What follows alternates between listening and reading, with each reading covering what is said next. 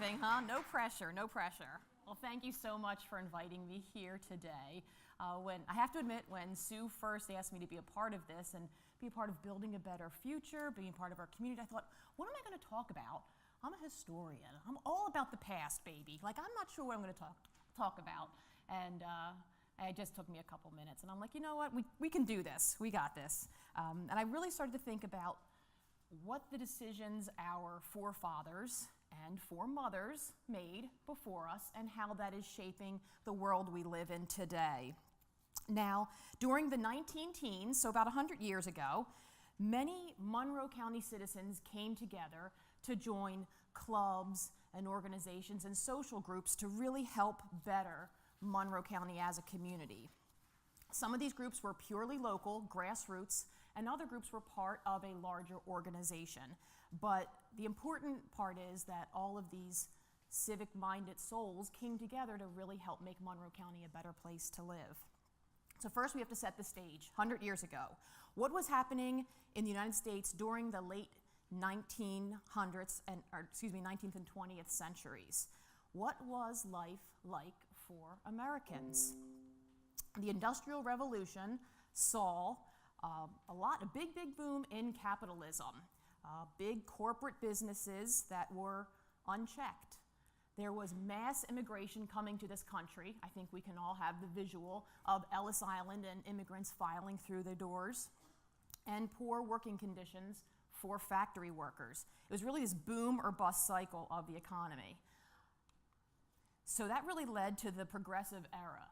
And it was a massive reorganization of the United States fiscally, socially, and politically. This progressive movement strived for changes, things like fair wages, child labor laws, workers' safety, food quality laws, breaking up monopolies, women's rights, and so much more. And we really can't rule out the tremendous amount of technology that was happening at this time. I know it's a little hard for us here, sitting here today. We all have computers in our pockets and in our handbags. But back at this time period, a lot of things were happening very, very quickly. For example, Alexander Graham Bell and Thomas Watson conducted the first telephone conversation between New York and Chicago. Henry Ford raised the basic wage rate from $2.40 a day to $5 a day. That is a very, very big increase. Now, it was a 9-hour working day. Also, this is when the first macadam roads were invented. The first movie theater opens, the Nickelodeon out in Pittsburgh. The Wright brothers succeed in their first sustained flight. The NAACP is formed. President Teddy Roosevelt is saving and preserving national monuments and creating the Antiquities Act. And President Woodrow Wilson creates the National Park Service. And probably the most important thing, the ice cream cone is invented. Now, this is really just a short time period. Go back to this. This is just a short time period, and I just haven't even scratched the surface. But you have to think, this is a lot going on. There is better communication. We have movies. We have people in cars. They're getting on the roads. They're going out. Radios are now a part of people's houses. They are getting news from across the country. So people really can start to learn about these causes. This is also, we saw that Henry Ford started to raise the wage. This is now the beginning of the middle class. People start to have disposable incomes that they can spend money on. So this entire progressive era, this progressive feeling, really led to an overall rise of community responsibility, and that this energy was carried out through local branches here in Monroe County. Ooh. So, locally, on January 14th, 1914, a group of 21 women met at the home of Dr. Mary Erdman. They formed the Stroudsburg Civic Club, and its mission was to unite the influence and interests of the women of this community to promote legislative, civic, educational, moral, and social measures. Later, this group did become known as the Stroudsburg's Women's Club. They met the third Monday of each month, and dues were 50 cents. By May of that month, so January they form, by May, they held their first cleanup week. Interestingly, there was no garbage collection at all in downtown Stroudsburg. No private company. It was not the municipality's responsibility to remove people's rubbish. This is a very nice postcard. This is from 1905. Looks very bucolic. Everything's very nice. But what did people do with their garbage? Their ashes, their general waste? They would put that in a corner in the back of their property. Or if there was a vacant lot in downtown Stroudsburg, that became the town dump. So, how did the residents of Stroudsburg actually get rid of their garbage? One word. Hogs. Pigs. Hogs were actually raised with the purpose to eat all of the garbage in downtown Stroudsburg. They roamed up and down Main Street. I know, I'm seeing your faces, it is gross. They roamed up and down Main Street, all the side streets. Pigs were everywhere. Now, guys, we are not talking about the Dark Ages here. This is not 1,000 years ago. This is 100 years ago in Stroudsburg. So the Civic Club, the women's club, organized men with shovels and rakes to clean up the area. They recognized this is a problem. We cannot live in this filth, so this is what they decided to do. They organized teams of horses and carts to come later and remove all of the refuse. The first year they carted away 165 wagon loads of trash. The ladies actually held this cleanup week every year until 1924, when the borough finally agreed to take on this issue. And you can believe they were always in the borough office saying, we need to do this, we need some kind of trash service here in town. By October of that year, the women's club had become very, very popular, and they stopped meeting in someone's living room, and they began meeting in the industrial room, which is the forerunner of today's Chamber of Commerce. 1 year later, the women's club was a force to be reckoned with. The ladies attended a meeting at Courthouse Square regarding women's suffrage, which eventually became the League of Women Voters. They decided that trees needed to be planted throughout the borough of Stroudsburg, really just an overall downtown beautification program. They encouraged and supported the school board to create a homemaking department at the high school. They joined the anti-tuberculosis campaign and worked with doctors to teach individuals about the disease. And they actually began the library. In October of 1915, Mrs. Blanche Carmer was in touch with the New Century Club of Philadelphia. The New Century Club would furnish a circulating library of 100 books, but only to an organization that agreed to take on this project. And when they agreed to take on the project, it basically meant that they would have to pay for any books that were lost. The Women's Club agreed, and they were shipped 100 books.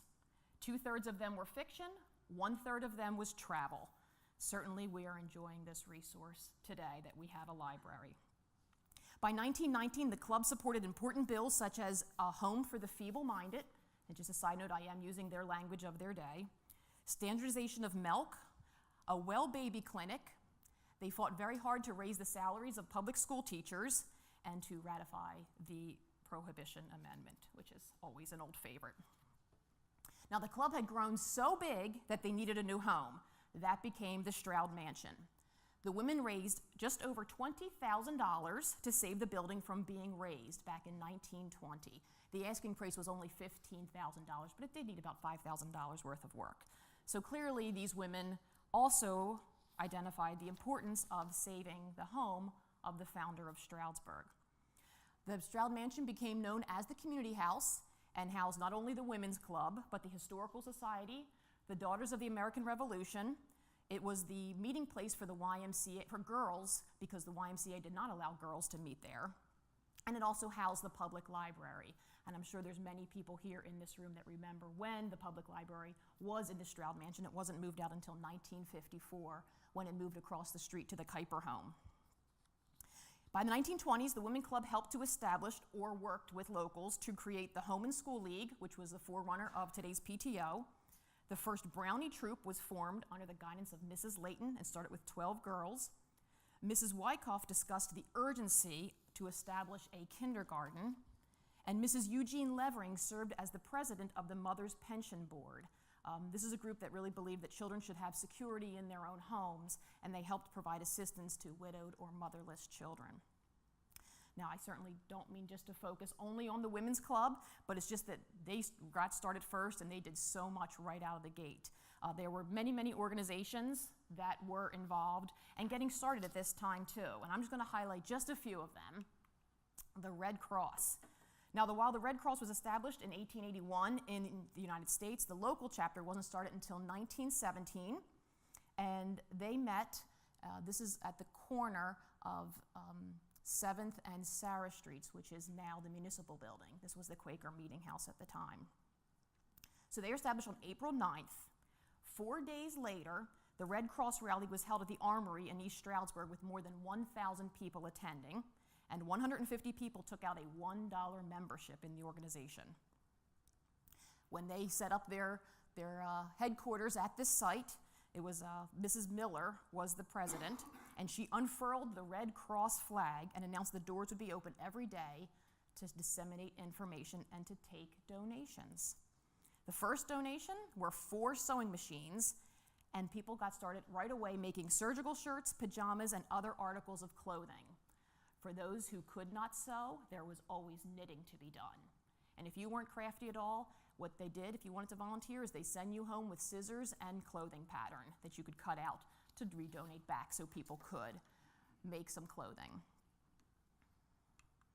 The Rotary Club of the Stroudsburgs began in 1922. Now, this was made up of local businessmen, and here we have a photograph of the men. They met at the Indian Queen Hotel, which was on Main Street in downtown Stroudsburg. That is now the Citizens Bank.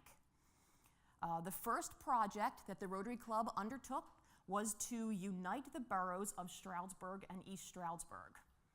Apparently, Stroudsburg passed it, and East Stroudsburg did not pass it, so the initiative failed. They went on to other projects, which was to establish a crippled child society. They assisted with student loans and abroad programs for students. And they did a lot of fundraising for the Monroe County General Hospital. Now, I can't talk about the Rotary Club if I don't talk about the Kiwanis Club. They were also started in 1922, and their first president was Mr. Wallace. They actually purchased the first bookmobile for the library, and a lot of their members helped install playground equipment and doing a lot of clean-outs, house painting, and repairs to homes throughout the community. The AAUW, American Association of University Women, met in January 1926, so a little bit later than some of the other organizations, and they met at the home of Mrs. George Palmer. 18 ladies came together, and their mission was to support women's education. Obviously, that's what's in their title. And they held a lot of fundraisers to help raise the money to send young ladies to college and support them. At this time period, this was not commonplace. Many, many women did not go to college. Their first fundraisers were to sell wall maps of the United States. Then they sold toothbrushes, and then they sold puffles. I have no idea what puffles are. So if anybody has a clue, let me know, until they found their successful fundraiser, which was the book fair. So I really wish I had time to share so many organizations. There's so many more that got started 100 years ago in Monroe County, because all of these issues really, really are important. So before I started thinking about this presentation, I have to admit that I took a lot of things for granted that's in our community that we enjoy now. These women and men thought of something that needed to be done in our world, stood up and said, let's get this done, and made it happen, and we're enjoying it today. I don't really think about it. I appreciate that there is a home to care for our elderly and those with special needs, that we have a kindergarten program, that we can assist others in the nation when disaster strikes, that we have a library, that we're here today enjoying, tree-lined streets in downtown Stroudsburg, and also pig-free streets. So that's a good thing too. So now what? Now it's our turn. What impact can we do? What organizations can we join that are already doing good things in our community to make Stroudsburg or Monroe County, even our region, so much better? What are people going to be saying about us in 100 years? I hope that they say some really good things. So get out there, get involved in your community, and make it a better place to live. And you could be part of history too. Great. Thank you very much for having me here today.